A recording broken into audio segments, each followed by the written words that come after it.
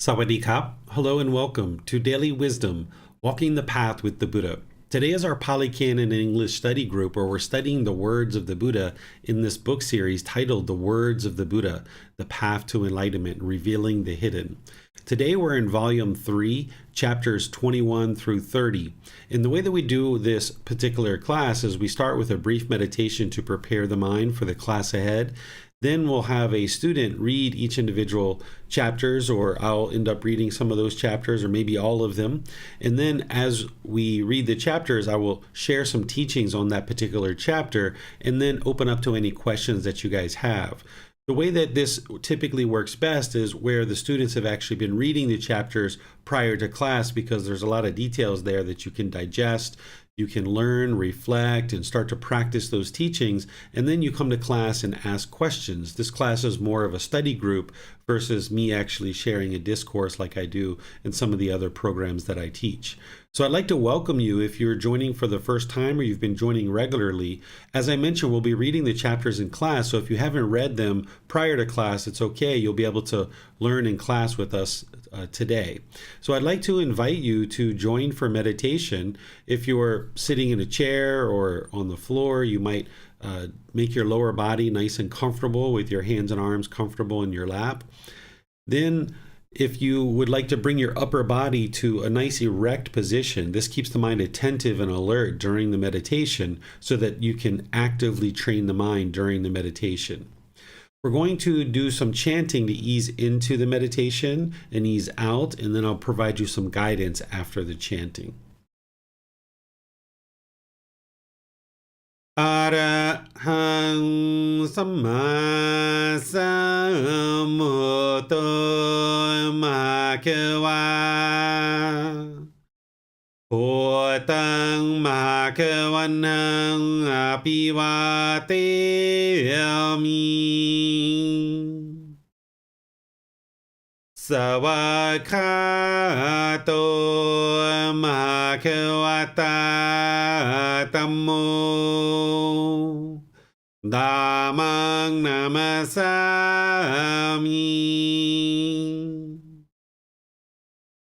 Supatipano Bhagavato Sāvaka Saṅkho Saṅghang Namami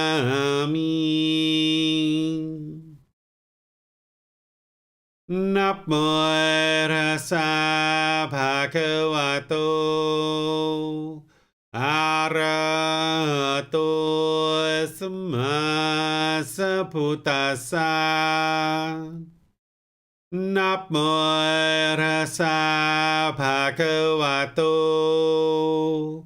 Arahato Samma Sambuddhassa Namo Tassa Bhagavato Arahato Samma Sambuddhassa Iti Pisu Bhagava Arahang Samma Sambuddho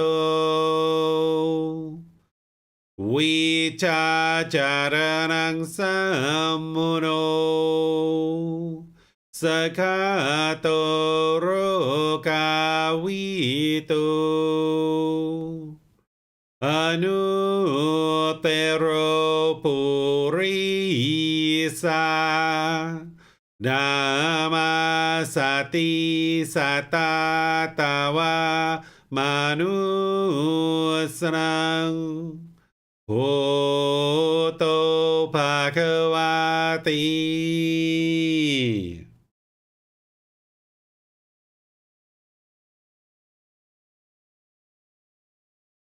You'd like to just develop a nice, steady, consistent breath. Breathing in through the nose, experiencing the full breath. And then whenever you get to it, breathe out through the nose. Here you're just establishing the breath. Breathing in and out.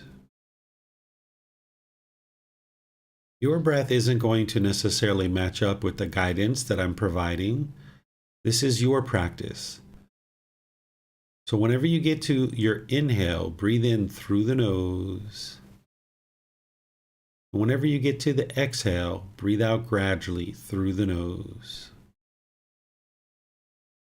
Breathing in and out. Once the breath is established, start fixating the mind on the breath.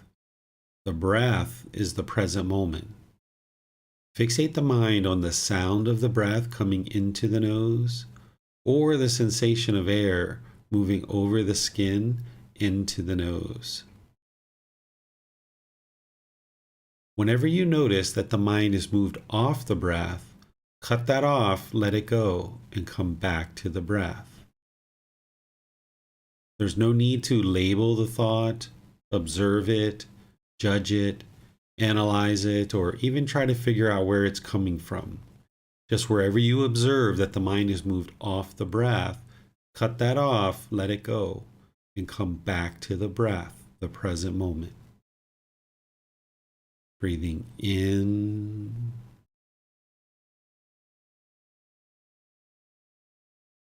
and out.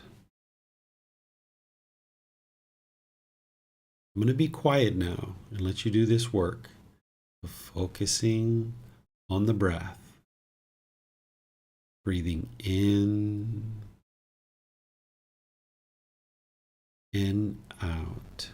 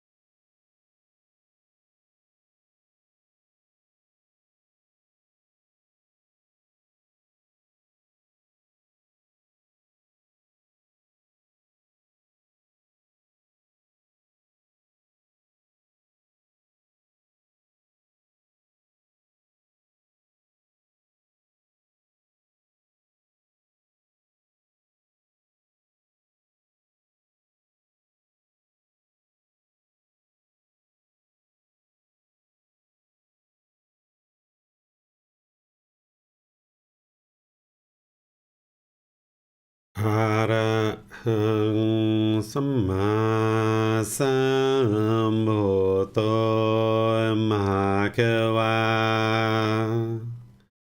พุทธังมหาเกวันหังอภิวาเตมิ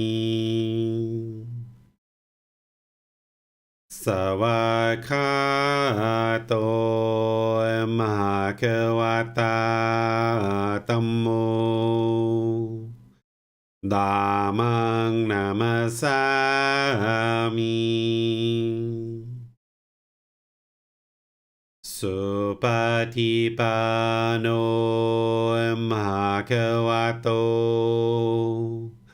สาวกสังโฆ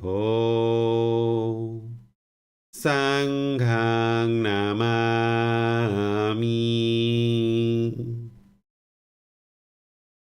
นะโมตัสสะภะคะวะโตอะระหะโตสัมมาสัมพุทธัสสะ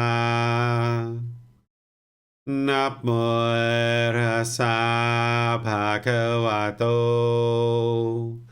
อะระหะโตสัมมาสัมพุทธัสสะนะโมตัสสะภะคะวะโตอะระหะโตสัมมาสัมพุทธัสสะ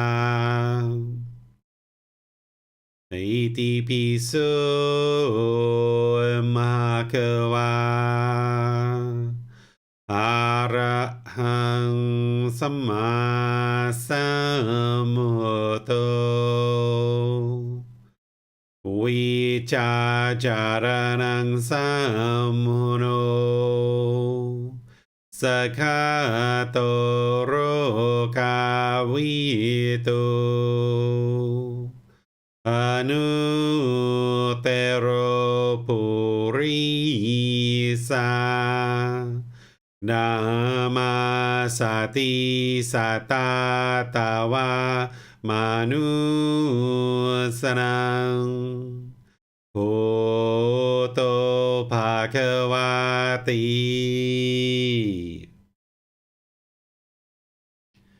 Okay, if you guys would like to make your way out of meditation, we'll go ahead and we'll switch over to studying the words of the Buddha. Again, we're in volume 3, chapters 21 through 30. And those of you guys that are in Zoom, if you would like to read, you can raise your hand and you'll be able to read any of the chapters that we're studying today. Those of you guys in Facebook, YouTube, and Zoom, you can ask questions as we go. All you need to do is put that into the comment section and I'll be able to see your questions. If you're in Zoom, you can electronically raise your hand and ask any question or follow-up question directly. Are there any students in Zoom who would like to read any of the chapters?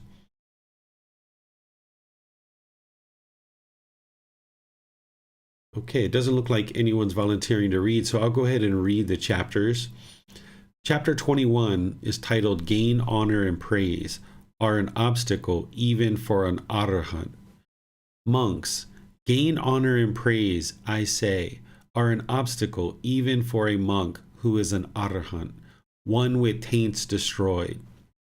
When this was said, the Venerable Ananda asked the Master Teacher Gotama, "Why, Venerable Sir, are gain, honor, and praise an obstacle even for a monk with taints destroyed?" I do not say, Ananda, that gain, honor, and praise are an obstacle to his unshakable liberation of mind, but I say they are an obstacle to his attainment of those peaceful dwellings in this very life which are achieved by one who resides diligent, dedicated, and determined.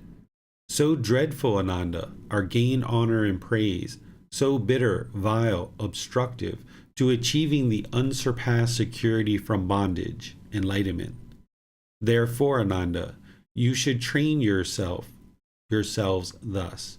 We will abandon the arisen gain, honor, praise, and we will not let the arisen gain, honor, and praise persist, obsessing our mind. Thus should you train yourselves. So here, let's share a few things to help you guys as you're learning this particular teaching. First of all, an arahant is an individual who's enlightened. This is the fourth stage of enlightenment. As the mind is making its way to enlightenment, there's 4 preliminary phases that the mind goes through, which are called the jhanas. And then there's 4 stages of enlightenment, which are stream enter, once returner, non-returner, and arahant. The 4th stage of enlightenment is an arahant. This individual is enlightened. They're no longer experiencing any discontent feelings whatsoever. The mind is peaceful, calm, serene, and content with joy permanently for the rest of this life, and they've escaped the cycle of rebirth. They've extinguished all their unwholesome karma.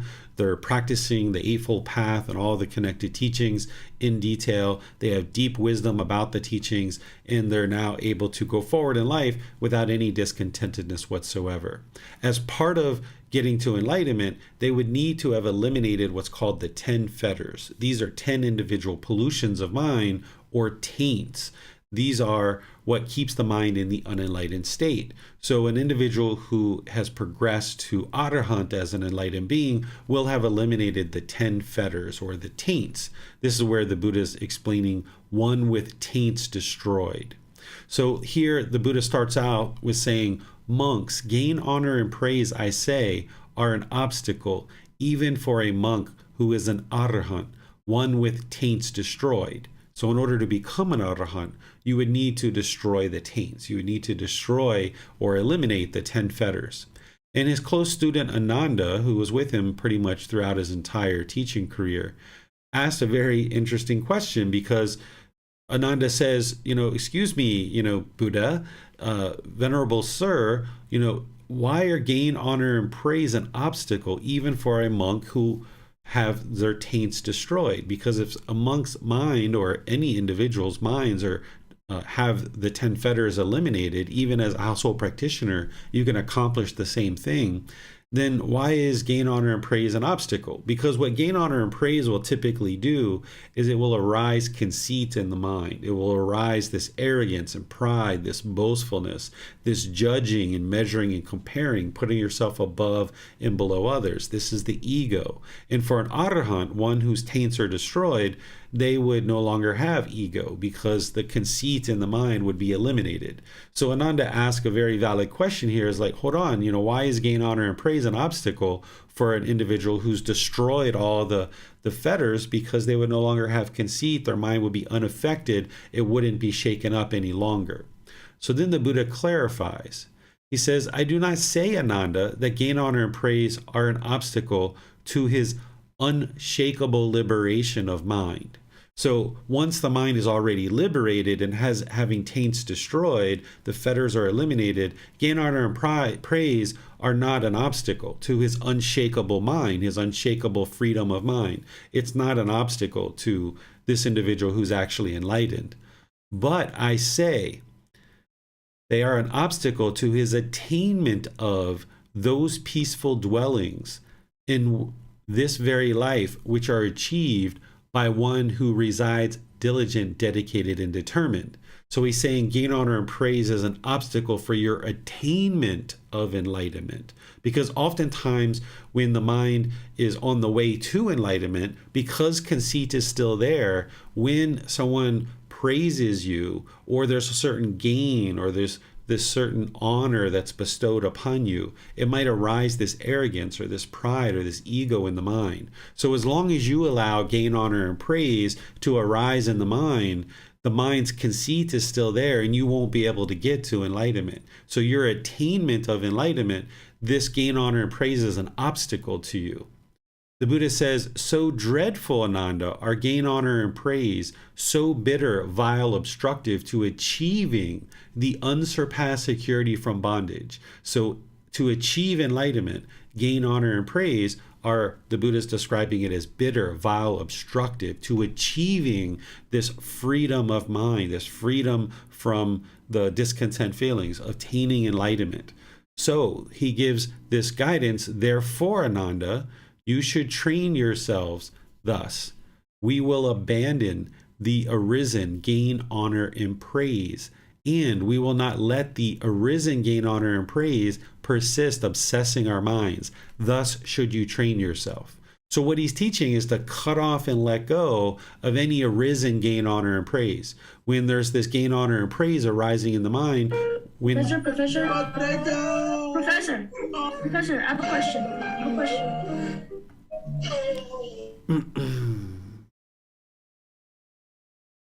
Okay. So what the Buddha is describing is that when this gain, honor, and praise is arising in the mind, to cut it off and let it go. Because if you allow this gain, honor, and praise to arise in the mind, then this is going to end up hindering you and being an obstacle to actually getting to your enlightenment. So as long as you allow this gain, honor, and praise to persist, then it's going to block you or hinder you or be an obstacle for your attainment of this enlightened mental state. So by you training your mind to be observant that, okay, somebody's sharing this gain, honor, and praise, not allowing the mind to dwell in these any kind of arisen feeling. So where you observe this agreeable contact and there's perhaps pleasant feelings arising, you might say thank you or I appreciate your kind words, or you might just smile. How you choose to handle it is based on your own individual character and your own personality. But what you're not interested in doing is allowing that gain, honor, and praise to obsess the mind and persist, thus arising conceit in the mind. This will cause you difficulties in getting to enlightenment because it's going to arise this conceit. So what you do is you use right mindfulness from the Eightfold Path, which is awareness of mind. You use right effort, which is also from the Eightfold Path, where you cut off and let go of that unwholesome quality of any conceit that might be arising. And then you bring into the mind with right effort this humbleness, where the mind can be humble. That's what you're actually working to achieving, is having this humbleness in the mind. So here, this is what the Buddha is describing, is ensuring that the mind can be humble as part of your journey to enlightenment. Okay, there, I just turned on my mic for those of you guys in Zoom. So what the Buddha is describing here is training the mind to be humble and down to earth, not boastful. So what you would like to do is use the right mindfulness to be aware of any gain, honor, and praise. When someone's sharing that with you, right away, that should be like something in the mind clicks to ensure that you're not allowing the mind to become obsessed with any conceit or any pleasant feelings. And where you observe that, use right effort from the Eightfold Path to cut that off, cut that unwholesome quality of arisen gain, honor, and praise, arisen conceit, arisen obsession of the mind with this agreeable contact, and then you can arise the wholesome quality through right effort of being humble and down to earth, not being boastful, just being humble. That's what you'd like to practice here. So let me see what questions you guys have. You can put those into Facebook, YouTube, or Zoom. You can raise your hand in Zoom, and I'll be able to call on you and be sure that you're able to ask any questions that you'd like.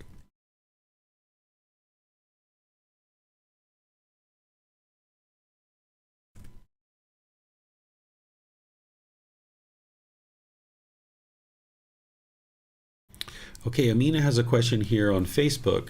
It says, gain, honor, and praise are so obstructive because when those feelings are absent, if the mind became attached, would then miss those feelings when they are absent. Perhaps, yes. But more importantly, what gain, honor, and praise will typically do is arise conceit in the mind. There'll be this arrogance and this pride in the mind. But yes, if you are attached to this agreeable contact, that you're always looking for some kind of gain, some kind of honor, some kind of praise, and your mind longs and yearns for that, your conduct might be such that you're only making decisions in order to get praise from somebody in your life partner, your friends, your family, your boss, your teacher, people around you. If you're attached to hearing this gain, honor, and praise when you're not getting it and it's not there, yeah, your mind would miss it. You might even feel boredom or loneliness. But what I observed is that when there's gain, honor, and praise, it oftentimes arises conceit in the mind. But it could also potentially the mind could also experience what you're describing, Amina, which is if the mind's craving and longing and yearning for this gain, honor, and praise, when it's not there, the mind could actually miss it. So if somebody says something that is agreeable, that's gain, honor, and praise, you can't control that. You can't control what they say and when they say it. So if somebody says it, all you can do is control your mind not to experience these conditioned pleasant feelings and not to arise this conceit. So that's where you might say, thank you, I appreciate your kind words, or, oh, you're so friendly, or you're so kind, or whatever you might say, or you might just smile, right? It just depends. It's up to you how you choose to practice. The Buddha doesn't tell you what to do in each individual situation. He's just sharing the guidance with you to not allow this gain, honor, and praise to obsess the mind. Don't crave for it either. And then when somebody says something degrading or disparaging, if you don't allow the mind to get this pleasant feelings when there's gain, honor, and praise, then if somebody says something degrading and disparaging, you won't experience any painful feelings either. All right, so Amina's following this up with an example. She's saying, last year we donated almost 100 books to our daughter's school, and we only realized now that no one thanked us. So perhaps we were somehow attached to having a desire for honor, which we need to work on releasing. Yes, if you're noticing that in the mind, that you were wanting somebody to say thank you, then you would like to let that go, because when you're practicing generosity, which is what you did by donating 100 books, you would like to do that without any kind of expectations or any kind of wants. You're just doing it in order to train the mind to practice generosity and let go of craving, desire, attachment. So if somebody says, thank you, okay, that's fine, but you're not looking for that. You're not craving it. You're not expecting it. And there you can have the mind fully protected, because as long as the mind is practicing generosity and wanting something back for that, it's not pure generosity. There's still craving, desire, attachment there. So when you practice pure generosity, where you don't want anything in return, you don't have any expectation, then your mind can be protected. Because if somebody says thank you, okay, fine. You'll probably say you're welcome, pleased to help you, or whatever you might say. But if they don't say thank you, then you're fine with that as well. And you know that you just practiced this generosity because you were interested in helping, and you were perhaps training your mind to eliminate craving, desire, attachment. So yes. All right. Thank you for your question, Amina. I see some questions here in YouTube. Somebody's asking what those sounds were. We had a bunch of people come into Zoom, and they were trying to crash our Zoom session, but we used the security feature and just turned off all the mics and everything like that. Here's another question. It says, how to practice Kanti. I'm not sure what language that is. If you would like to write that in English, I'll be pleased to answer your question. But since it's not English, I'm not sure what Kanti is. So you can clarify that if you like. All right. It doesn't look like we have any more questions in Facebook or YouTube. You're welcome, Amina. Pleased to help you. Let's move on to the next chapter. The next chapter is chapter 22. Again, if there's anyone in Zoom that would like to read this chapter, you're welcome to do that. And I will go ahead and open up your mic so that you guys can go ahead and read the chapter if you like.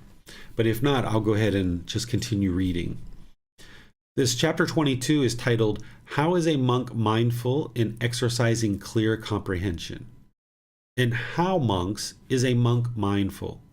Here, monks, a monk resides reflecting on the body in the body, dedicated, clearly comprehending, mindful, having put away craving and displeasure in regard to the world.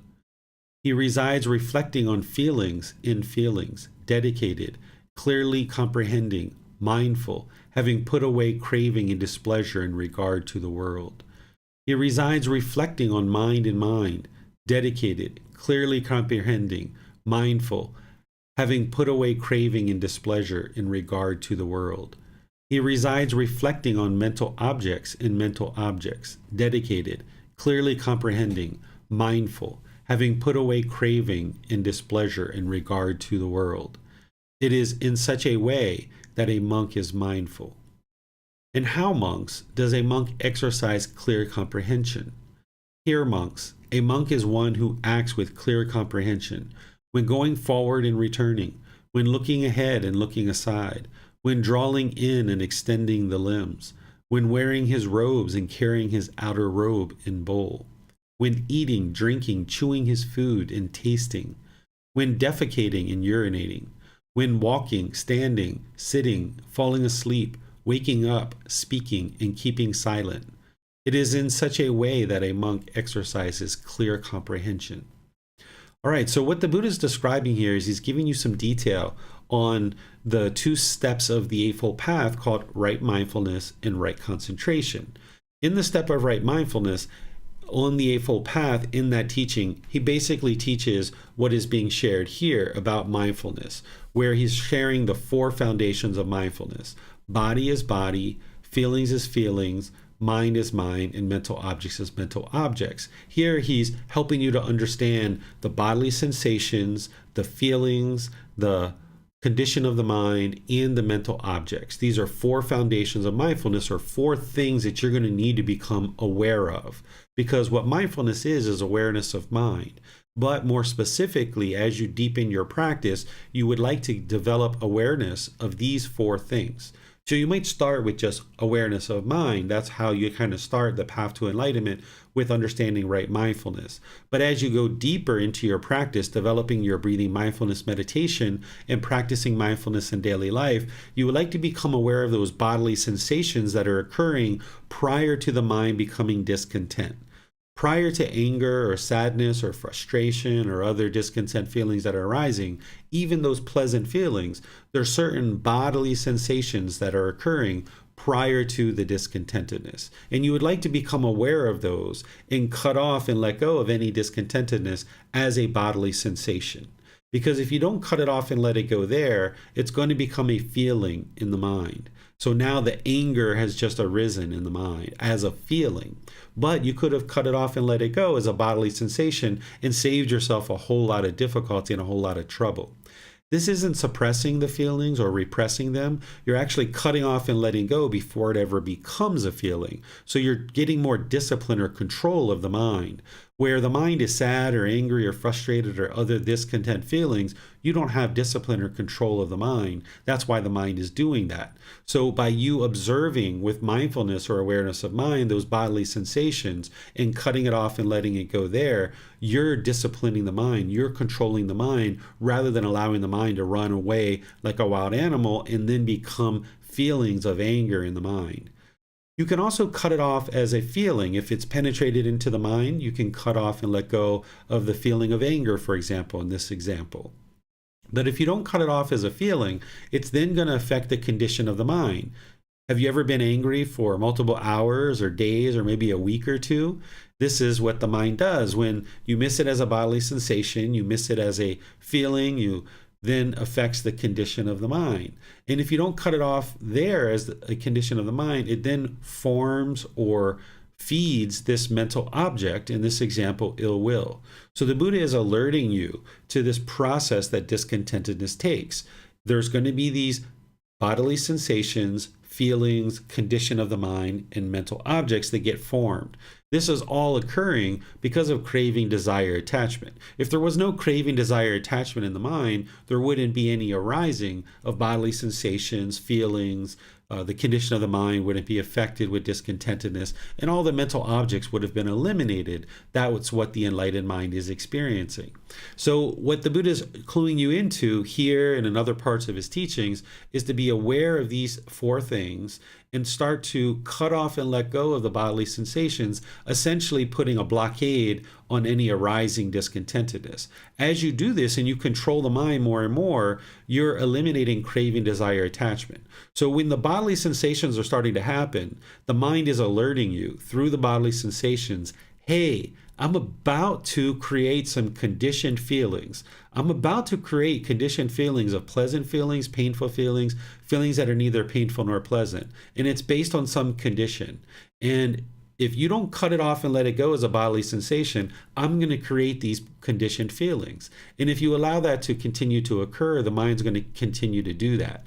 So you're disciplining the mind and saying, no, I'm not going to let you create conditioned feelings based on some impermanent condition. Because as long as you keep doing that, Mr. Mind or Mrs. Mind, you're not going to be able to experience liberation of mind, because you've got those cravings in there that continue to base its inner feelings on some impermanent condition. So I'm going to cut it off and let it go as a bodily sensation so that you can save yourself all this difficulty.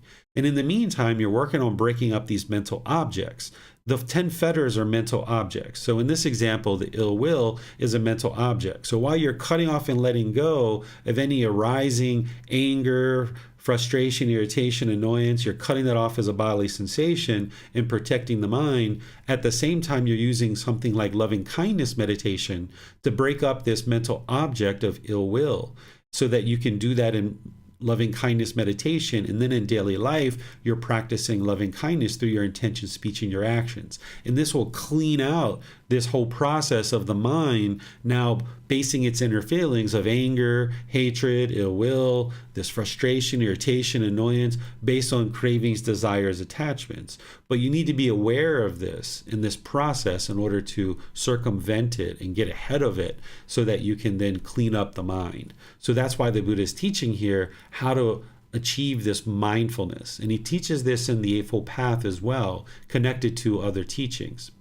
Then he's teaching about right concentration, which here is he's referring to as exercising clear comprehension, because right concentration is to have singleness of mind, where you can be focused and concentrated. You got to have clarity of mind. And because of this, clearing out these pollutions, you get this deep memory in the mind. But you wouldn't be able to do that if you allowed the mind to rapidly cycle from thing to thing to thing to thing to thing to thing to thing. Today we call this multitasking, but the mind can't actually multitask. It can only actually do one thing at a time. So what the Buddha is teaching you here is to only ever do one thing at a time.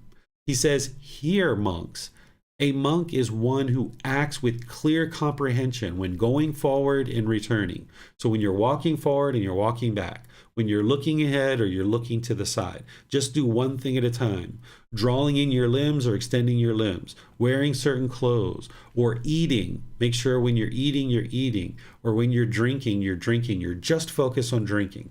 If you've ever been drinking and thinking about something else, you might have choked on the liquid. Or if you've ever been eating and then trying to talk at the same time, you might have choked, right? So here the Buddha is explaining to you, just eat when you're eating. And when you're drinking, just drink. When you're chewing your food, just chew your food. When you're tasting, you just taste. You slow down the mind and just do one thing at a time.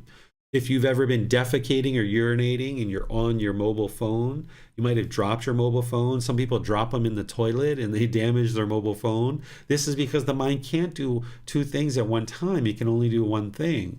So you can clean up your practice and practice this singleness of mind, where you're walking, you're standing, you're sitting, you're falling asleep, you're waking up, you're speaking, you're keeping silent. You're doing just one thing at a time and focusing that way. And when you're training your mind to have singleness of mind, more and more the mind will do this naturally. As you're first developing this practice, it can be kind of challenging for the mind to do this because it's used to rapidly cycling from thing to thing to thing to thing. But you would like to kind of train the mind to be in this groove, in this middle way, where it's practicing concentration and focus. It's kind of like if you took a piece of steel and there was a piece of wood and you were grinding that steel back and forth on the wood, you would get this deeper and deeper groove into the wood.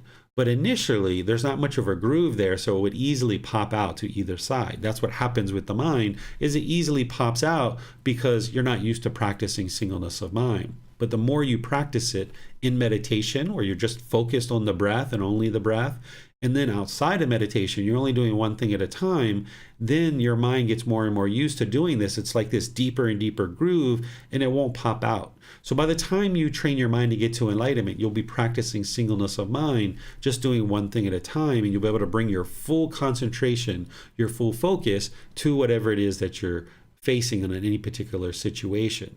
And this is how you bring your full wisdom to be able to make wise decisions, because you would find it utterly challenging to be able to practice something like right speech if you were trying to talk on the phone, watch TV, and eat at the same time. Your mind's going to be rapidly cycling between these three things. You're not going to be able to practice something like right speech let alone all the other teachings. Therefore, you're going to damage the relationship. You're going to make unwise decisions. So by training your mind that when you're loading clothes in the washing machine, just load the clothes in the washing machine. When you're taking them out, you're just taking them out. When you're hanging them up, you're just hanging them up. When you're washing dishes, you're just washing dishes. Each individual thing that you're just doing one thing at a time. And this is how you ensure you're making wise decisions that lead to wholesome results. Whereas if you're not doing that, you're going to make unwise decisions and you're going to then experience unwholesome results. So even in a class like this where you're listening to my voice, if you notice the mind wandering, cut that off, let it go, and come back. You might be thinking about what you're going to do after class or what you were doing yesterday. If there was something that you were doing yesterday, the mind might drift to the past or to the future. Cut that off. This is training for you to be able to listen to a voice. Whether you're attending live or you're listening to the replay, this is good training for you to be able to practice singleness of mind. Let me see what questions you guys have. Again, you can put that into Facebook, YouTube, or Zoom, and I'll be able to help answer any questions that you have. Here's a question on Facebook. It says, my relatives don't help me while I'm very sick. So I've been my enemy. Well, I don't suggest that you consider anybody your enemy. This wouldn't be wise. This is just a choice that those people are making. They're choosing not to take care of you. Perhaps you might decide to look at your own decisions and what you've been deciding to do. Have you been loving and kind and compassionate in situations where they've needed help? Perhaps you have, perhaps you haven't. You need to look at that and decide if you've been making wise choices, because if you've been making wise choices in the relationships around you about the people you choose to involve in your life and how you treat those people, when you're sick, there would be people that would be willing to take care of you. So you're going to need to look at the decisions that you're making about the people to involve in your life and how you treat those people during daily life. Let's see. Okay, so this question that was asked earlier with the word that is not known to me, the person is saying that it means patience or endurance. So here, how do I practice patience or endurance? Well, as long as there's craving, desire, attachment in the mind, there's going to be this impatience in the mind. There's going to be a lack of patience. So what you need to do is eliminate craving, desire, attachment. This will help the mind to develop patience. And the Eightfold Path is how you eliminate craving, desire, attachment. There's breathing, mindfulness, meditation, generosity, but there's also other teachings that you're going to need as well. So be sure that you're looking at the Eightfold Path. You're learning that inside and out, backwards and forwards. I've taught that in other classes, and you can watch the recordings. You can get help personally. You can read the books. You can learn the Eightfold Path, because you're going to need to practice that inside and out, backwards and forwards, to eliminate craving, desire, attachment, and that's what's going to promote the patience. But as long as you have craving, desire, attachment in the mind, you're going to find it very challenging to have patience. Here's a question from Chrissy on YouTube. She's saying, Teacher David, is it beneficial for the mind to listen to classes while working? It is understood that it isn't being single-minded. However, sometimes this is how I practice when life is busy. So there's kind of this understanding of how the mind needs to progress. Oftentimes when we first start off on a path, or even as we're getting going, particularly if you have a lot of obligations in your life, like a single mom or something like that, you have very limited time because your life is kind of full with all these things that are going on, right? So when you're first starting out, and even as you're getting going, and particularly as a single parent, you might have a lot of things going on in your life. And your only option is to listen to a podcast while you're driving, or to listen to a live class while you're working. That might be your only option. And if that's your only option, then at least you're getting the teachings somewhat to a degree into the mind to then be able to start understanding them and practicing them. But ultimately what you would like to get to is where you've cleared out your life and you've got it organized in such a way that you do have dedicated time to be able to learn the content from the classes, and you can just focus on that. But in the meantime, as somebody's just starting to build up their practice and haven't yet had the opportunity to clear out certain aspects in their practice, you might actually be listening to a podcast and working, or listening to a podcast and driving, or listening to the live class and working. And if this is all that you can manage, then that's better than nothing at all. But then just gradually work towards the goal, which is what you're doing with all these teachings, is you're dialing in this practice more and more. Where maybe before you were working, listening to music, doing this, doing that, maybe you're doing 3 or 4 things, or attempting to do that, rapidly cycling from thing to thing. Maybe now you're just working and listening to the classes or a podcast. So that's less than where you were before. But ultimately, what you'd like to do is get to the point where you're just doing one thing at a time, and you've cleared out aspects of your life to be able to do that. And of course, that takes time to be able to do that. You're very welcome, Chrissy. I see you say thank you there. You're very welcome. All right, I'm not seeing any other questions in Facebook, YouTube, or Zoom. So we'll go ahead and move on to the next chapter, which is chapter 23. Here we just got a short chapter. It's titled Wonderful and Marvelous Quality of the Tathagata. The Tathagata is the Buddha.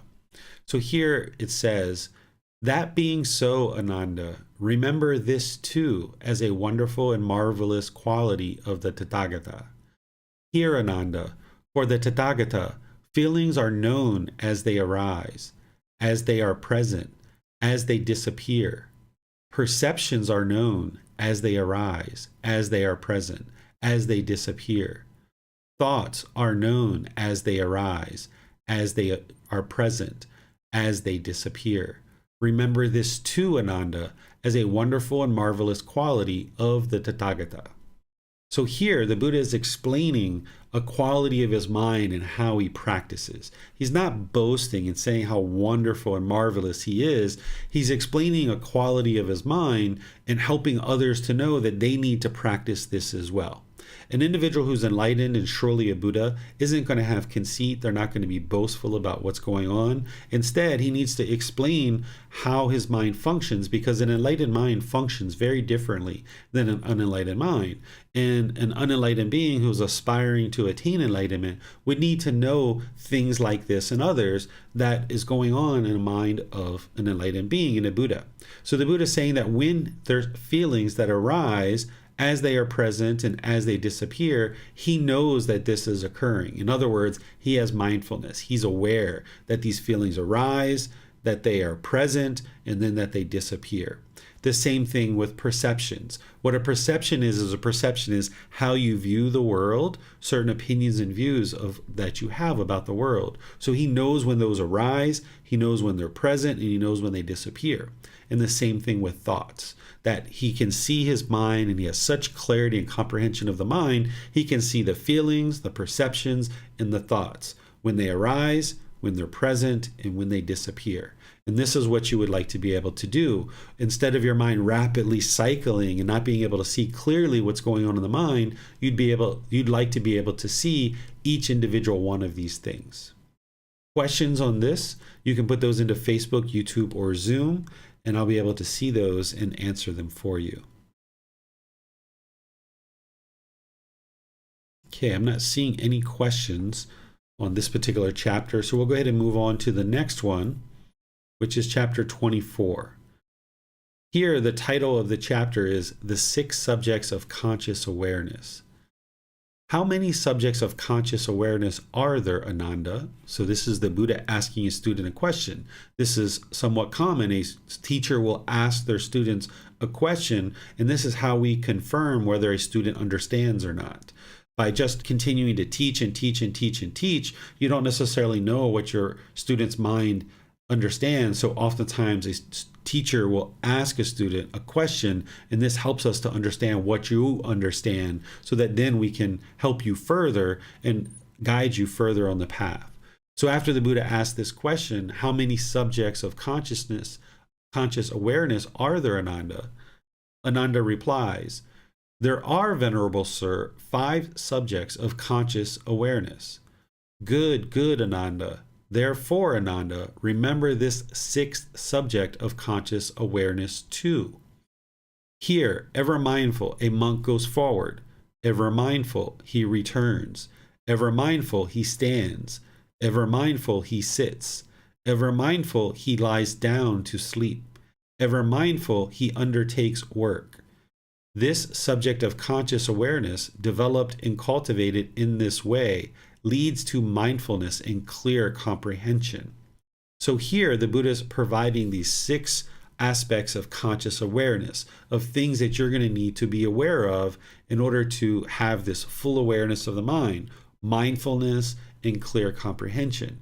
That as you walk forward, be aware that you're walking forward. Look at the surface, be aware that you're calmly walking forward, or you're walking back, right? Or you're standing, or sitting, or you're lying down to sleep, or you're doing any kind of work. See, this is where the Buddha is explaining to you, Chrissy, to just do work, right? So that would be ideal, is just to be aware of the work that you're doing so you can do a really thorough job and make really wise decisions about your work. But as we mentioned, in some cases, you might need to listen to some teachings in order to build up your practice and get to the point where you can actually focus on just the work. So you're a work in progress. This mind is transitioning closer and closer to the ideal. So if you guys are practicing all 6 of these, wonderful. If you're not, then these are things that you would like to improve, that you're just consciously aware with mindfulness or awareness of mind whenever you're doing any of these things. As you're lying down to sleep, you're not interested in just plopping down. You're interested in gradually lying down. If you're going to sit or you're going to stand up, consciously do that. Don't just plop down on the sofa, or don't just haphazardly stand up, right? Have you ever got like lightheaded when you just haphazardly stand it up, like really quickly? This is because of the mind not having this awareness, and the body wasn't capable of just rapidly standing up. So the Buddha is giving you guidance of how to conduct yourself in a way that's going to ensure your mind has its awareness and you're able to function in the world in wise ways. He's helping you understand the natural law of Karma. Whereas if you just plop down in a sofa or a chair, you could hurt your back, you could hurt your tailbone, you could affect things, you could kind of flop your arms out and knock over a lamp or break something, right? So he's helping you to develop this awareness of mind where you're just always aware of what's going on in the mind. This is mindfulness. And then because of that, you will then be able to purify the mind with right effort to eliminate certain unwholesome qualities and arise certain wholesome qualities. And because of this, eliminating the pollution of mind, you will then be able to experience more and more right concentration, where you have focus, concentration, clarity of mind, and deep memory, which will help you in daily life. And you're gradually building up this practice to be able to do that. So let me know what questions you guys have on this. Again, you can put those into Facebook, YouTube, or Zoom, and I'll be able to see those. Here's a question from Chrissy. Can you please explain that a little more? The head get lightheaded a lot when standing. Are you saying it's because I'm not thinking of standing first? Perhaps you can take it more slow. That's her follow-up question. Or maybe do it slower. Yes, that's what you would like to do. When you're sitting in a chair and you're about to stand up, think about it. Okay, I'm about to stand up. Now consciously make the decision to gradually stand up. It doesn't have to be slow. It doesn't have to be like old and decrepit, but just consciously make a decision. Okay, I'm going to stand up, and then gradually stand up. That you're not just popping up really quickly from one position to the other. Because when there's craving in the mind's going to want to go, go, go, go, go, go, go, go, go. It wants to get everything fast because it's craving those pleasant feelings, and it wants to hurry up and get those pleasant feelings. And it's going to chase after its cravings, and it wants to hurry up and get the objects of its affection so that it can get those pleasant feelings. It's almost like a drug addict chasing a drug. So oftentimes when the mind has craving, there's going to be this rapid progression of things in the mind. You're going to make very rapid decisions. So you would like to slow down and just make very conscious decisions. This will help you tremendously in all parts of your life, no matter what you're doing in life, by being able to make one decision at a time and being very thoughtful in the way that you're making your decisions, even including standing up. You're welcome, Chrissy. Pleased to help you. All right. So that takes care of the questions in YouTube. I see this individual, Sue Me, is asking some additional questions not related to these chapters, but I'll go ahead and help you. The question you're asking is, I've been in pain for 24 hours, how to deal with it. Understand that the pain that you're experiencing is impermanent, that you can make wise decisions to eliminate this pain. So the body isn't going to be permanently comfortable. So you need to understand that any kind of sickness, this is impermanent.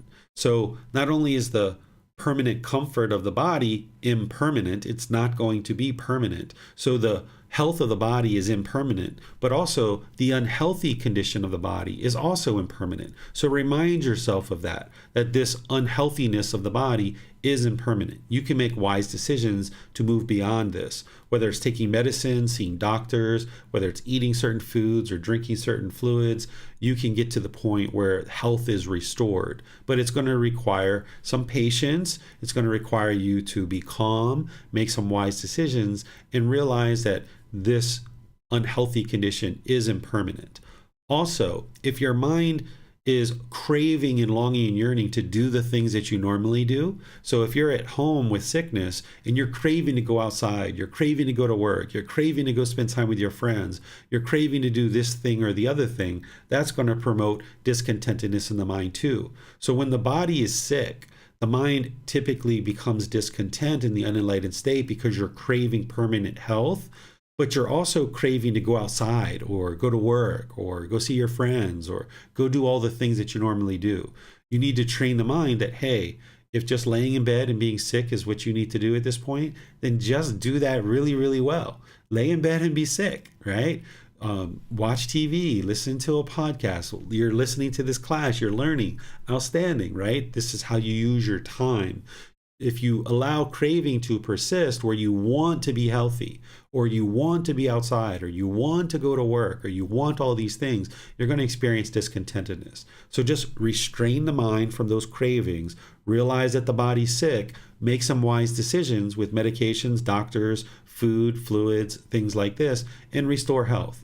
And then gradually work towards that. Understand that this sickness is impermanent, but also the health of the body is impermanent too. That's why you're sick. Okay. All right. So I don't see any questions in any of our normal places. So I will move on to the next chapter, which is chapter 25. Here, this is titled, Having Full Awareness When Lying Down. Ananda, if his mind inclines to lie down, if his mind inclines to lying down, he lies down, thinking, while I am lying down thus, no evil, unwholesome states will invade me. In this way, he has full awareness of that. Okay, so what the Buddha is explaining here, and he's explained in other teachings as well, that's not this one, is he talks about practicing mindfulness at all times. Every waking moment, you need to be practicing mindfulness because unwholesome thoughts can invade the mind at any point in time, and you need to be aware when those unwholesome thoughts are there. But you also need to be aware of the wholesome thoughts, because when you see the wholesome thoughts, you would like to encourage those, support those, don't allow them to fade. So every waking moment, you need to have this awareness of the mind or mindfulness, and not being complacent and allowing the mind to run away in random thoughts. Because if you do that, you don't have discipline or control of the mind.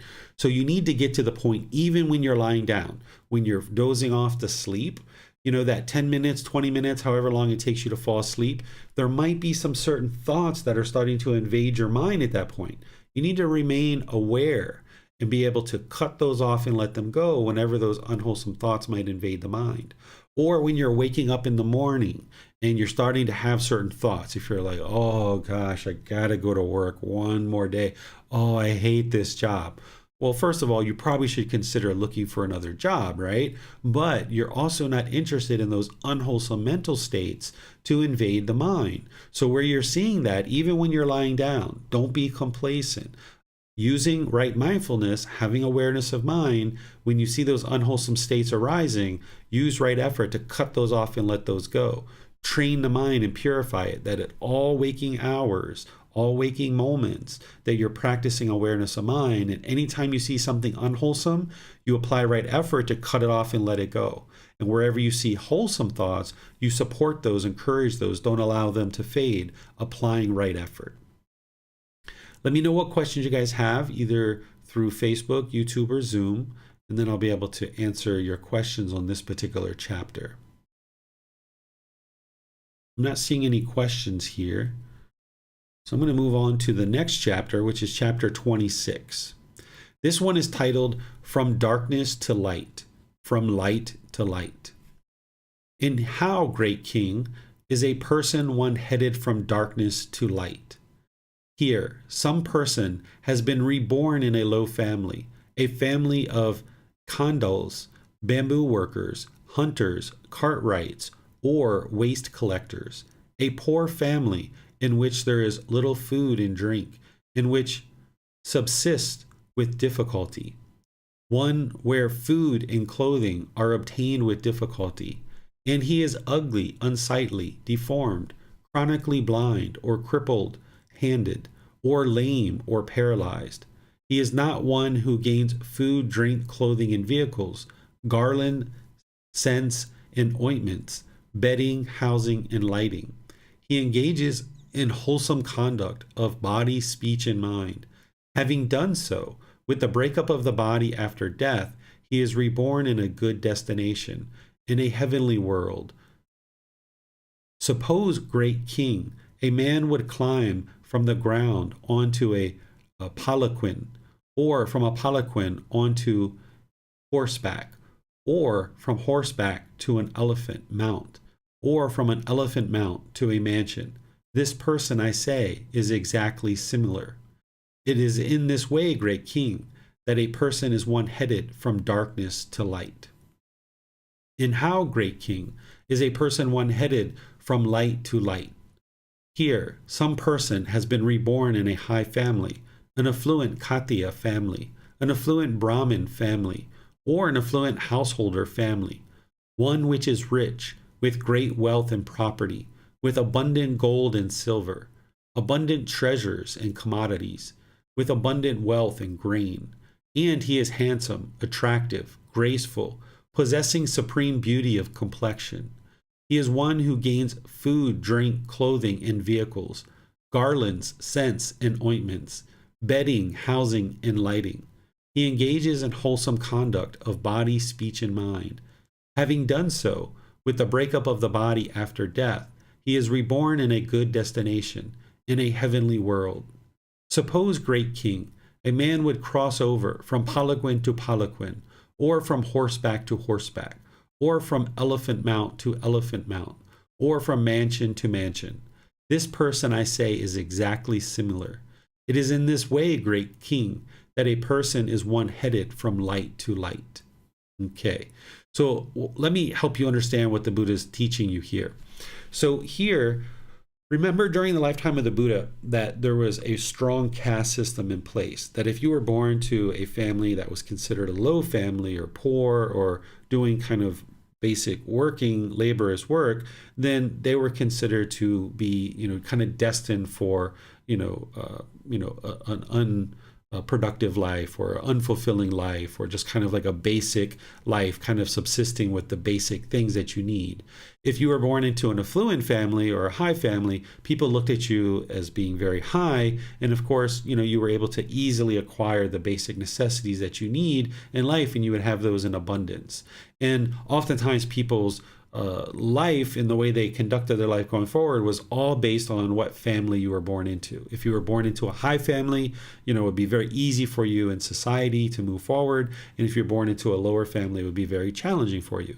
And in some places, this even still exists today. But what the Buddha is explaining and what he taught all throughout his life is it's not a matter of where you're born that determines what you will experience in life. It's about how you conduct yourself. It's about your bodily actions, your verbal actions, and your mental actions. By training your mind and becoming wise about your bodily actions, your verbal actions, and your mental actions, you can move forward in life and you can experience a better and better and better life. Because what we experience in life isn't based on where we're born and what family we're being born into. What we experience in life is based on our decisions. It's cause and effect, or action and result. While someone being born into a family that lacks resources might have certain obstacles and certain struggles to overcome, being born into a family that is rich or affluent or having lots of resources, they have certain obstacles to overcome too. So overcoming these obstacles is what you're working towards on this path to enlightenment. And like what Chrissy asked a question about is having an obstacle of, working and having to work and needing to work and maybe not being able to focus on class. This is an obstacle to overcome. So that's why you do the best you can in those situations.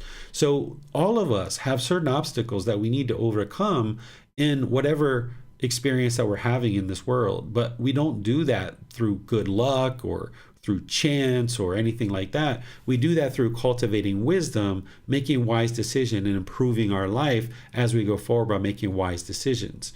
So the Buddha is explaining in the first part of each one of these paragraphs the situation that a person is actually born into, where they're either lacking certain resources and they're having challenges to acquire certain resources, in their bodies are not functioning a certain way, and so forth. But then he says, okay, if you engage in this wholesome conduct by body, speech, and mind, then that's what's going to lead to an improved rebirth in your next birth. But remember, his goal and the goal of the path to enlightenment is not to experience rebirth. The goal is to gain wisdom, train your mind in this life to experience enlightenment, so there is no longer any rebirth. That's what would lead to an improved existence in this life, and then you're not going to experience rebirth. So the very things that lead to an improved rebirth in the next life are the same exact things that lead to enlightenment in this life. And what he really focuses in on here is one who engages in wholesome conduct by body, speech, and mind. Because when you train your mind on the Eightfold Path in the moral conduct and all the other teachings that the Buddha shares, you'll be able to effortlessly practice this wholesome conduct by body, speech, and mind. Your life will be so peaceful. It'll be so serene. It'll be so calm. It'll be so joyful because you'll deeply understand with wisdom, and you would have trained the mind to practice this wisdom, that you will effortlessly practice not harming others through your body, speech, and mind. And then you can just be at ease, where now it might be somewhat of a struggle and difficult in certain situations to treat people and to conduct yourself with wholesome body, speech, and mind, because you still got those cravings in there,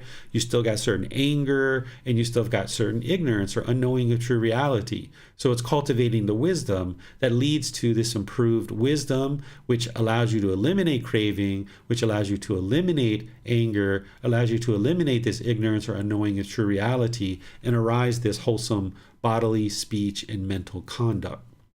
And that's what's going to lead to an improved rebirth, but it's also what's going to lead to enlightenment in this life.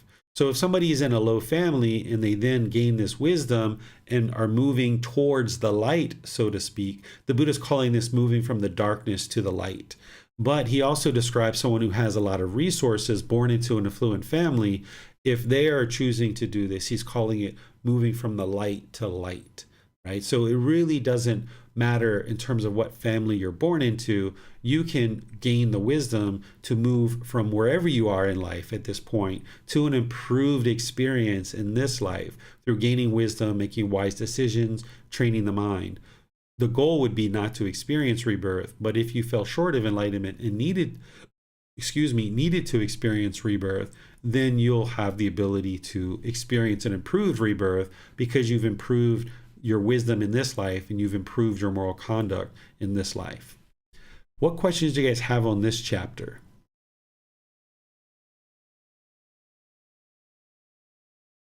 Okay, I'm not seeing any questions in YouTube, Facebook, or Zoom.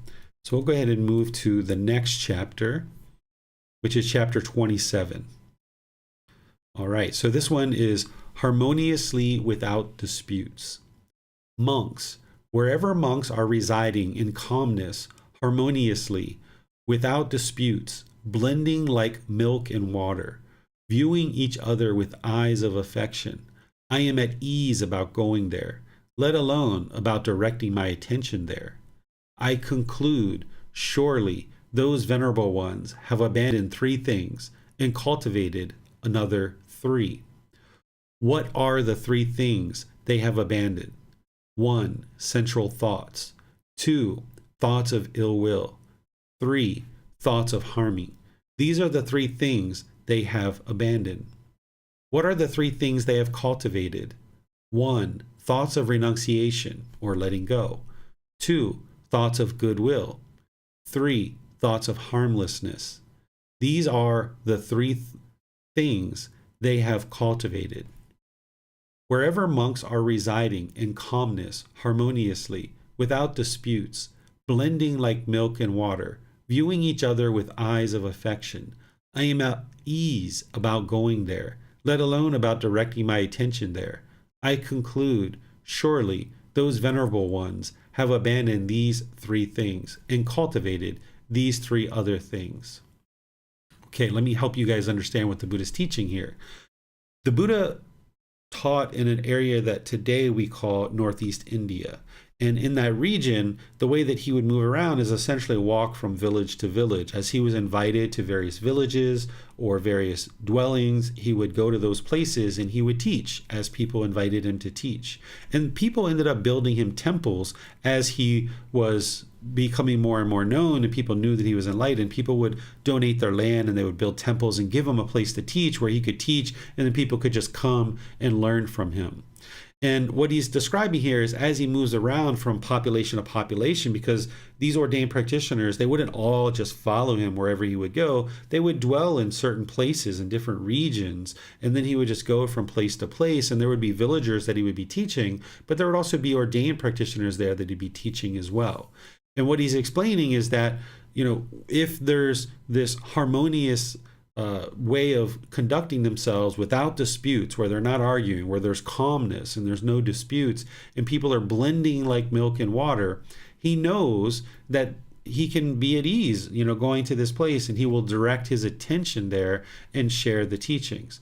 But in order for one to be able to experience that, where they are at ease and they have calmness and they're harmonious and there's not disputes and there's these eyes of affection, then they would need to have abandoned sensual thoughts, thoughts of ill will, and thoughts of harming. This is essentially right intention from the Eightfold Path. If you look at right intention as part of the Eightfold Path, there's three aspects of this that the Buddha teaches you to cultivate.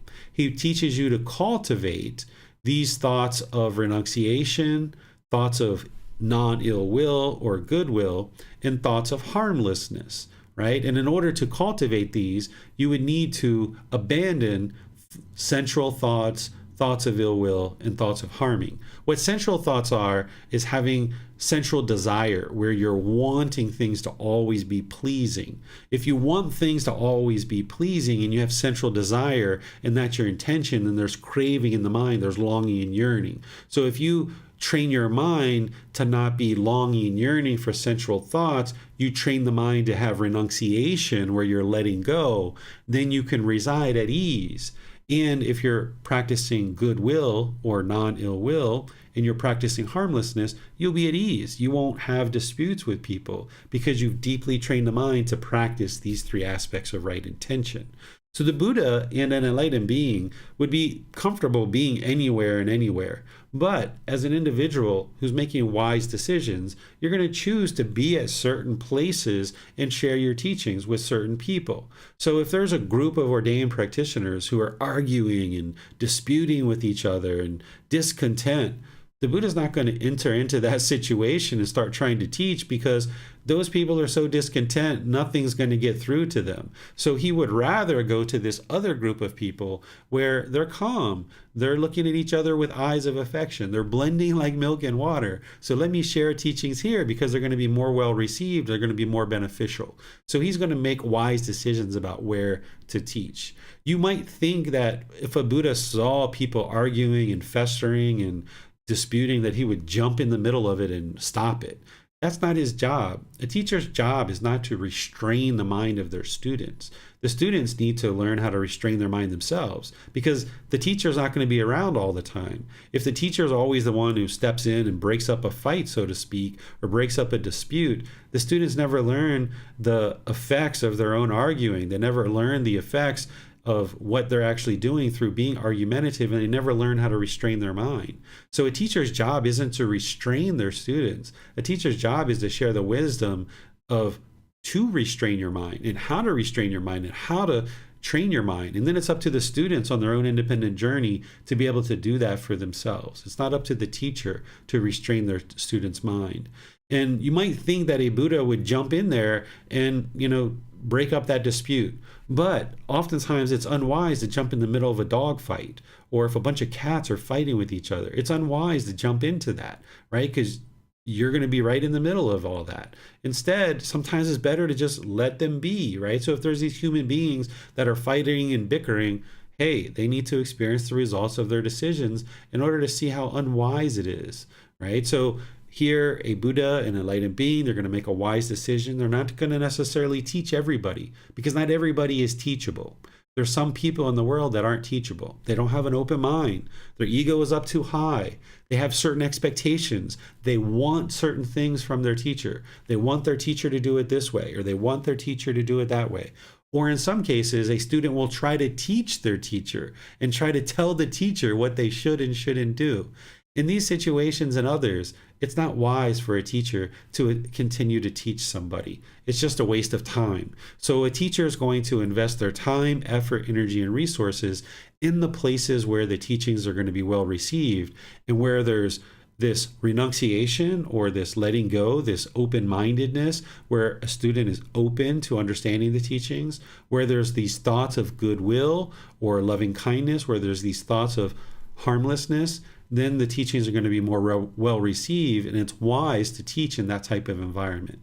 And that's where people are calm, they're harmonious, they're without disputes, they're blending like milk and water, and they have this eyes of affection for each other. What questions do you guys have on this chapter? You can put that into Facebook, YouTube, or Zoom, and I will help you to understand whatever questions you have. All right, I'm not seeing any questions. So let's move on to the next chapter, which is chapter 28. Here, the Buddha is explaining disputes arise from craving. So before, he was explaining that, it's right intention that's going to ensure that you have the right intention and you aren't disputing. But now he's going to teach you what the cause of disputes are. It's craving, desire, attachment. But here, he's explaining it to you in this cause and effect, this action and result. He's showing you and leading you through step by step of what leads to disputes. So here he starts with, craving is the cause of seeking. Seeking is a cause of gaining material possessions. Gaining material possessions is a cause of evaluating. Evaluating is a cause of desire. Desire is a cause of clinging. Clinging is a cause of possessiveness. Possessiveness is a cause of stinginess. Stinginess is a cause of guarding possessions. And because of guarding possessions, many unwholesome, unskillful things come to be. There arise the taking up of stick and sword or weapons, fights, disputes, arguments, accusations, harsh speech, lying, and other evil, unskillful states. So here he's showing you how all of this stuff that he's explaining all comes back to craving, right? So it's that mental longing and strong eagerness, chasing after the objects of your affection, craving permanence, wanting things to be a certain way. That craving, it's going to produce seeking, where the mind is looking outside of itself to be fulfilled. It's looking outside of itself for some external object to create fulfillment. So because there's craving in the mind, then the mind is going to then have this seeking, where it's looking around for some external object that provides some inner satisfaction. And because of that, there's seeking, there's then going to be this gaining of material possessions, this taking up of material possessions.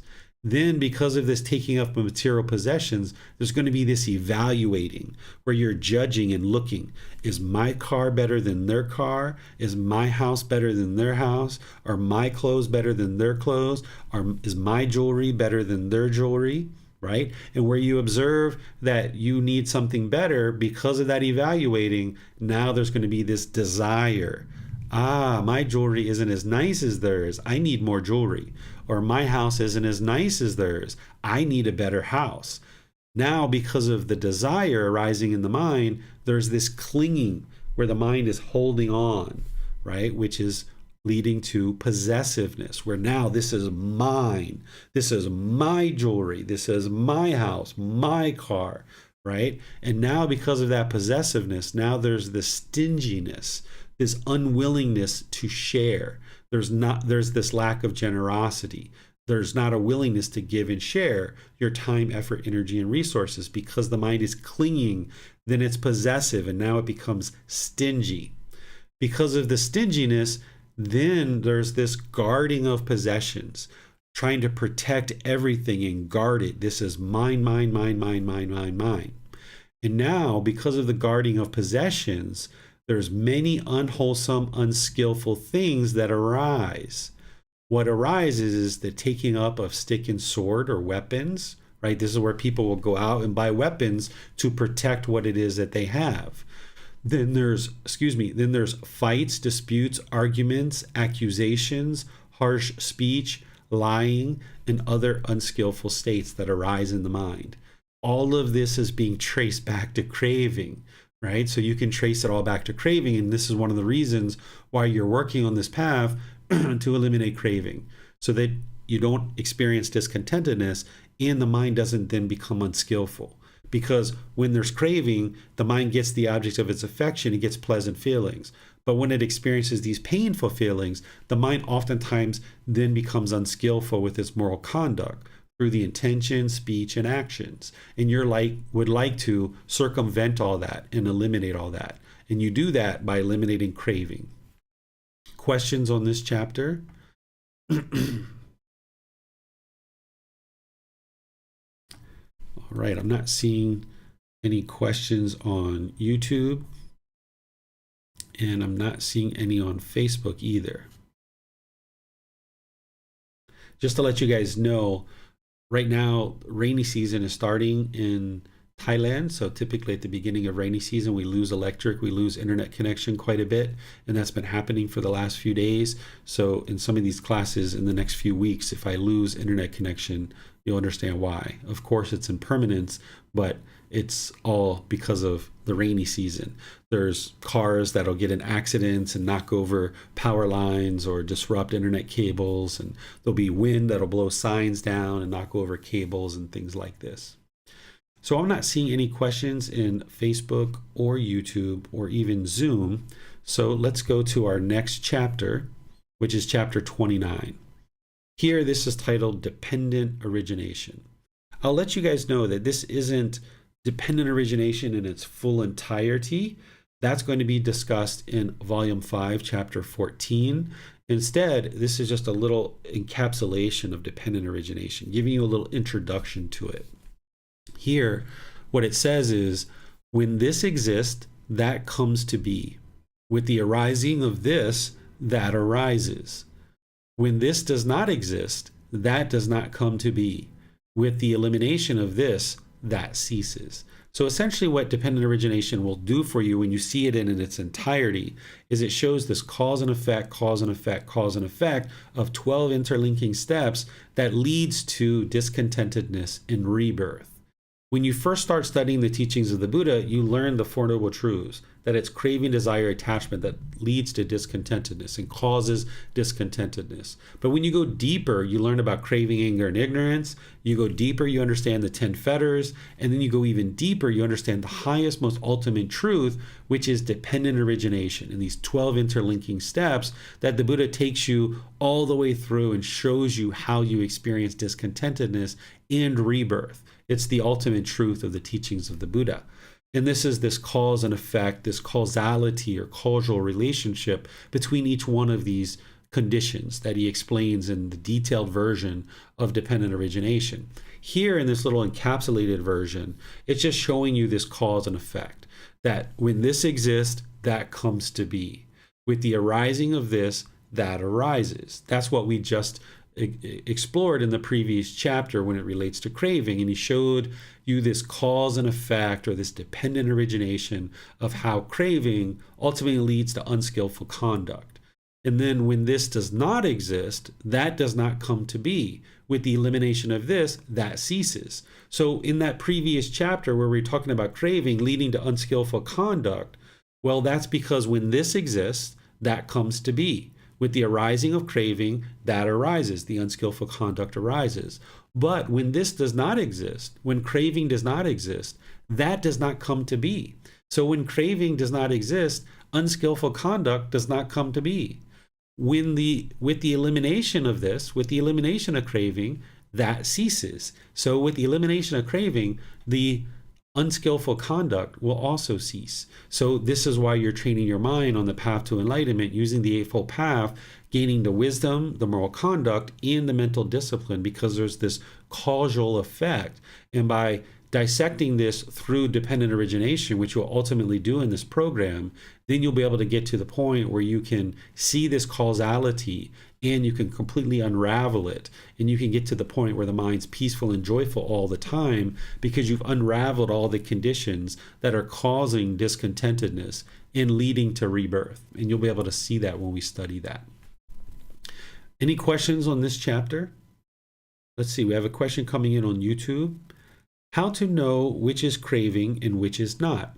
Okay, so the way that you identify craving is there's going to be a longing and a yearning. And of course, there's this spectrum, right? There's this mental longing and strong eagerness, chasing after the objects of your affection. You'll feel like the mind is pulling towards something.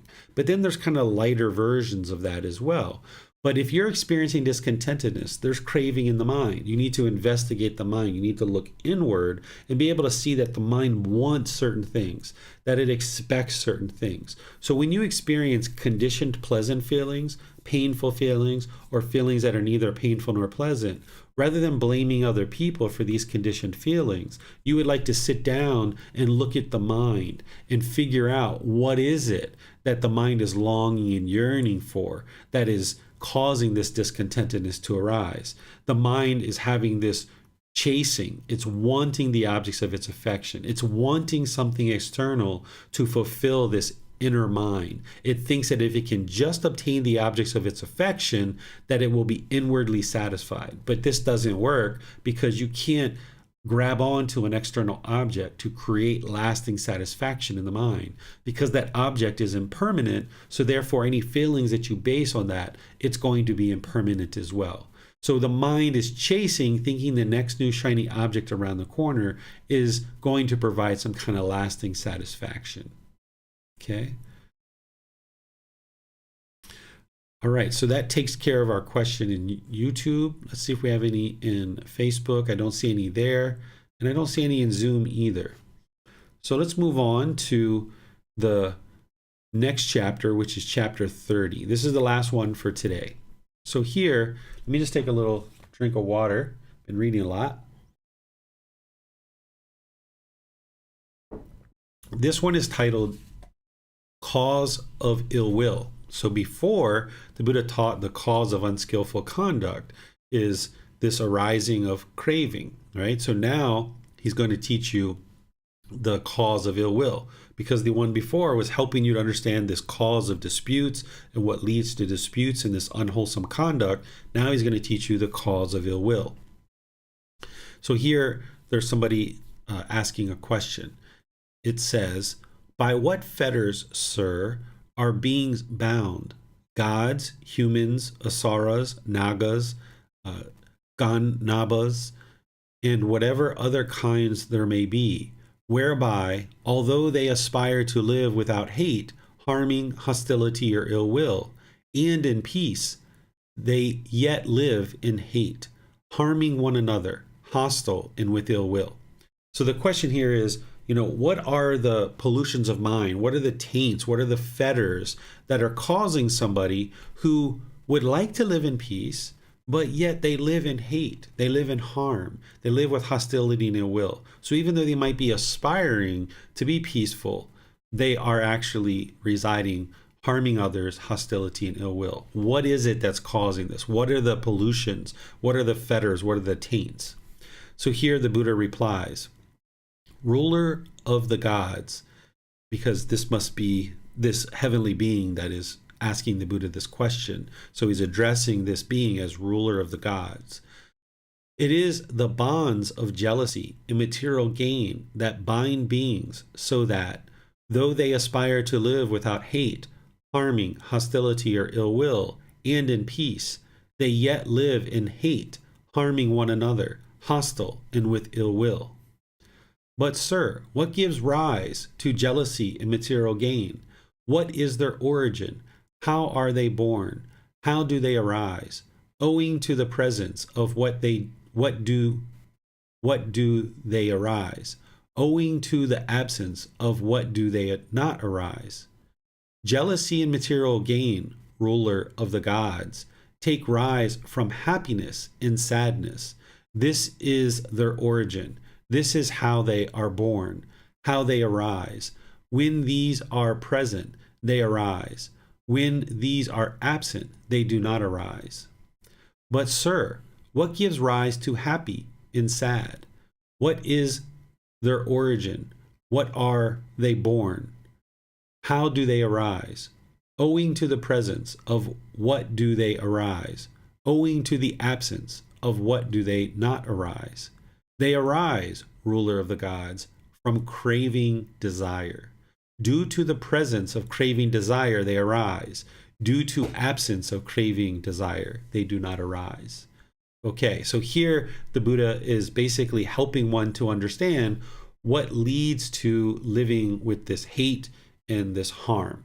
It's craving, desire, attachment. If there's this mental longing and strong eagerness in the mind, you get the objects of your affection, you experience these pleasant feelings, but they're conditioned feelings. They're not going to last. The mind is happy.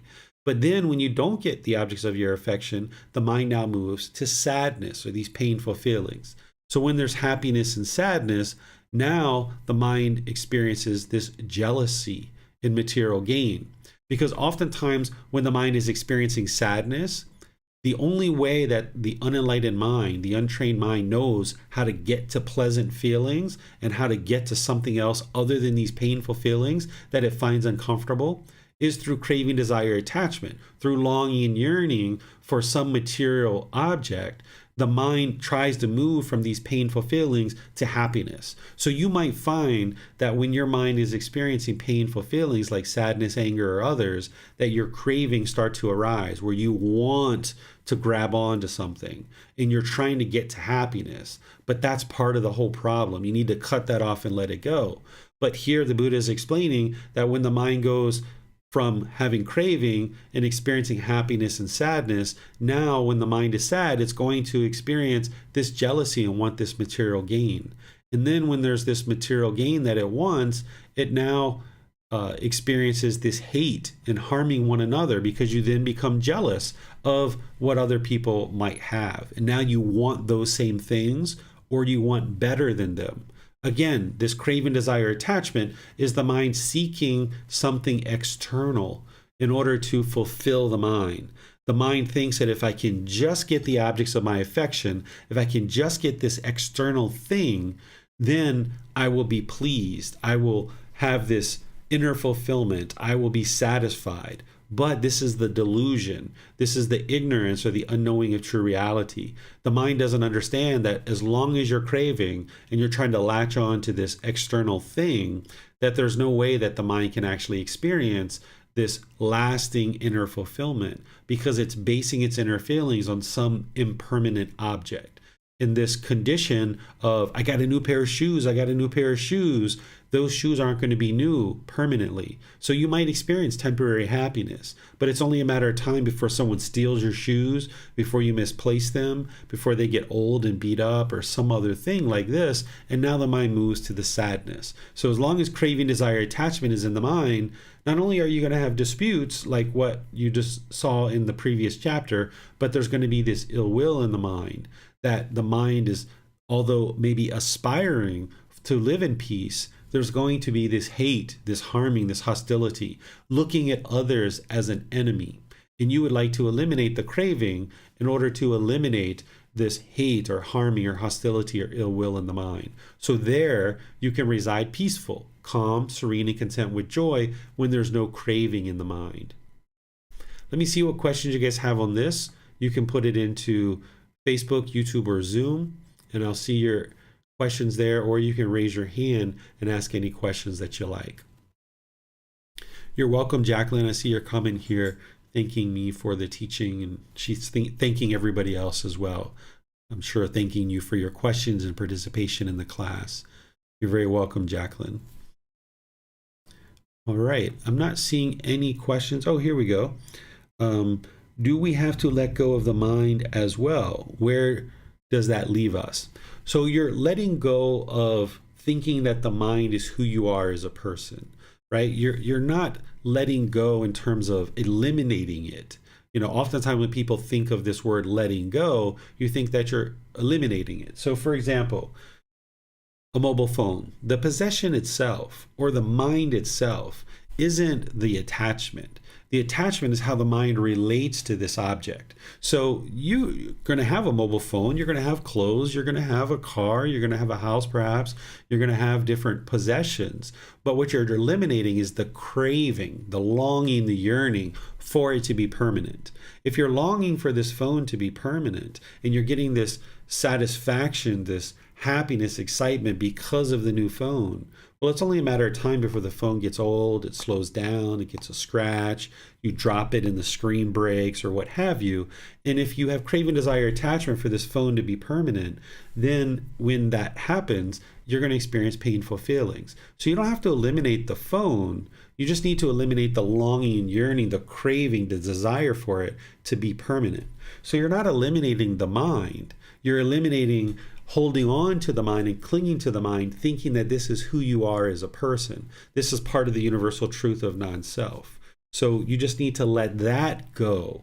But you're going to have the mind as long as you're in existence. There's going to be a mind.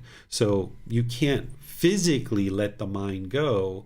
The mind is going to be there. You just need to train the mind to be purified and don't identify with these feelings, the perceptions, the decisions, or the consciousness itself as being who you are as a person. Any identity that's in the mind, like I am American, or I am a Buddhist teacher, or I am a father, or I am this, or I am that, any job that you have, this I am, that's what you're working to eliminate and let go of. Not the mind itself. The mind is going to be there, but you're letting go of the craving, desire, the clinging to this, thinking that this is who you are as a person. That's what will bring you to peacefulness, in addition to all the other teachings that you need to learn and practice. I see Donnie here saying thank you as well. You're welcome, Donnie. Pleased to help you and share the teachings with you.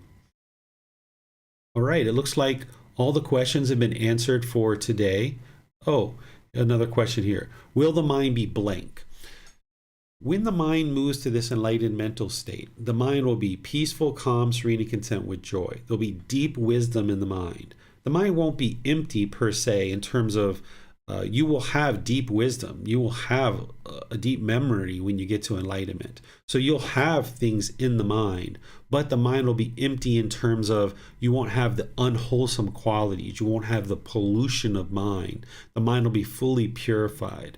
But the mind's going to have deep wisdom by the time you get to enlightenment. So I don't think of it as the mind will be blank. I would say no, the mind isn't going to be blank. There's going to be deep wisdom, there's going to be loving kindness, there's going to be compassion, sympathetic joy, there's going to be equanimity, there's going to be all these wholesome qualities that are in the mind. There's going to be humbleness, there's going to be all these different things that are in the mind. So I wouldn't think about it as the mind being blank, but the mind is purified of the pollutions that are hindering it from experiencing this radiance, this brightness, as the mind moves closer and closer to this enlightened mental state.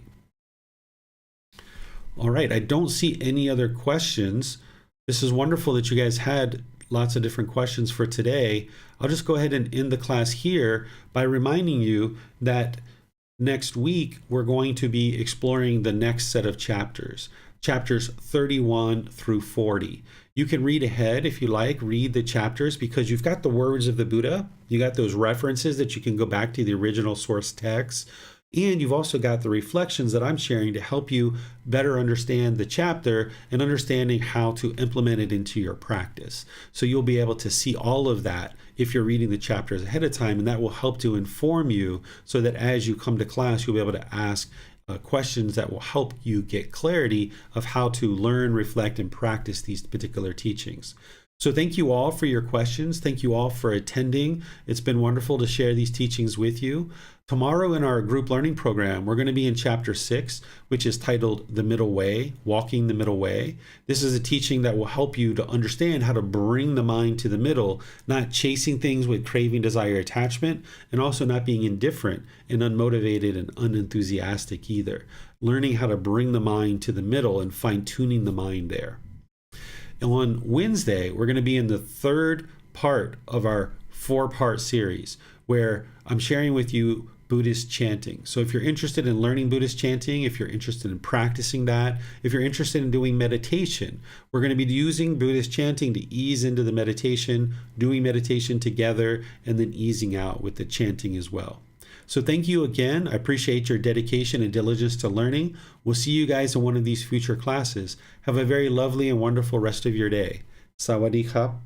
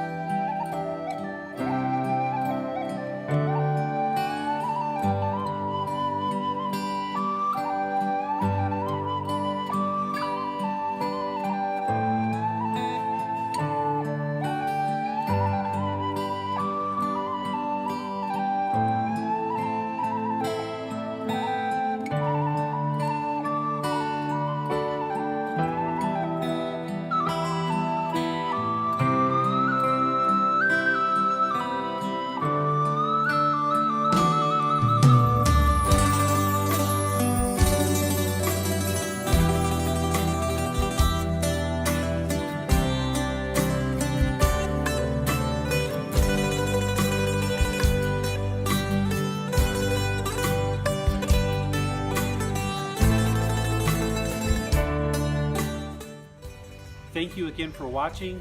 Enjoy your meditation. Look forward to seeing you online and answering any questions that you might have. Thank you so much.